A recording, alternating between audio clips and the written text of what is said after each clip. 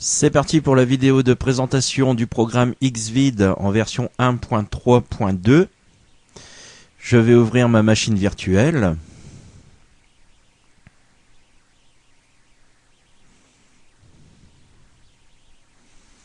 Voilà, alors j'ai prévu une petite vidéo de la bande-annonce de l'animation Sintel que j'ai donc mis au format Xvid plus MP3. Alors là, il arrive à me l'ouvrir parce que première raison, j'ai Windows 7, donc Windows 7 est capable de décoder le Xvid. Et deuxième raison, j'utilise le programme VLC qui d'origine peut décompresser le Xvid. Sinon, normalement, je ne pourrais pas lire cette vidéo. Alors, j'ai pris avec comme exemple le programme VirtualDub en version 32 et 64 bits. Alors, si j'ouvre par exemple la version 32 bits, alors je peux ouvrir puisque j'ai déjà le décodeur. Par contre, si je vais dans les compressions, je n'ai pas l'encodeur Xvid puisque je ne l'ai pas encore installé. Et un peu plus gênant, si j'ouvre la version 64 bits, eh ben je n'ai pas du tout le décodeur en 64 bits avec Windows 7. Et donc, idem, dans la compression, je n'ai pas le codec Xvid.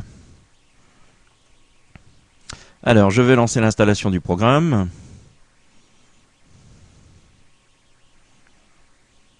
Alors, l'avantage, c'est que le programme va l'installer aussi bien en 32 bits qu'en 64 bits.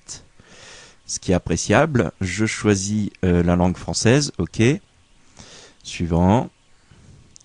J'accepte les termes de la licence. Suivant.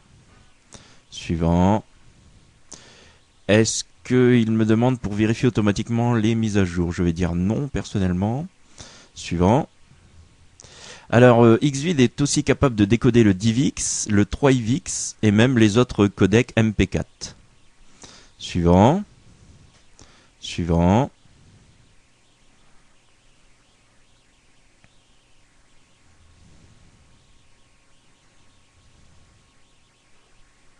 Alors.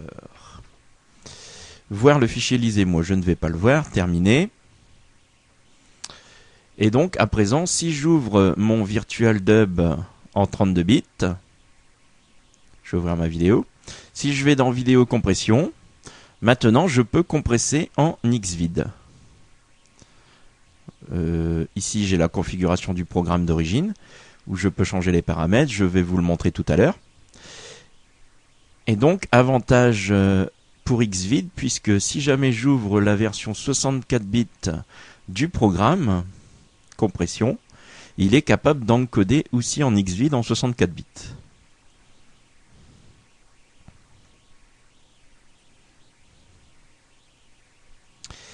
Alors, vous avez la vérification des mises à jour. On peut configurer le décodeur. On peut gérer la luminosité, post-processing. On peut renverser la vidéo. Donc on peut décoder aussi le DivX, le 3ivX ou même les autres codecs MP4. Annuler.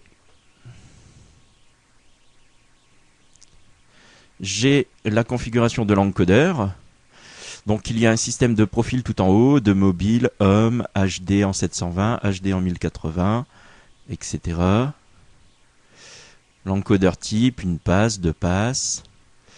Ici on a la qualité, aussi bien comme ceci avec des chiffres qu'avec le nombre de kilobits. Voilà. J'ai d'autres options ici. Décodeur, ça c'est la même chose. L'optimisation pour les processeurs. MMX, SSE, SSE2, 3, 4, 3D Now, 3D Now 2. Donc le programme est bien optimisé au passage.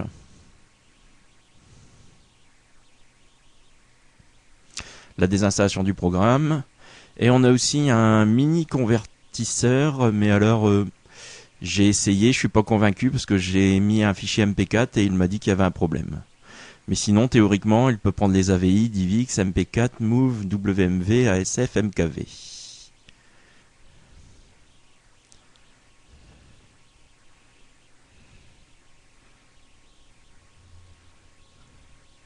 Voilà, c'est tout pour cette présentation de logiciel.